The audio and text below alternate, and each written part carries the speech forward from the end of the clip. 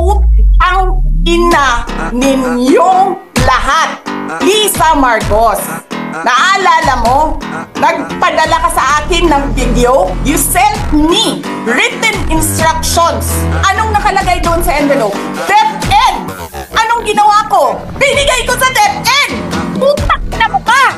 Sasabihin nyo sa mga tao, nakaw yan, confidential funds yan. Niwala nga kayong isang proof na hindi nyo nga nilabas na wala pang confidential funds, meron ng white envelope.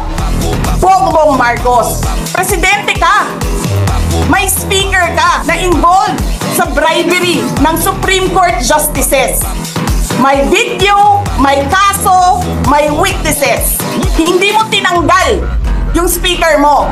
Pinabayaan mo siya abusuhin ang pera ng bayan. Namimigay ng pera na para bang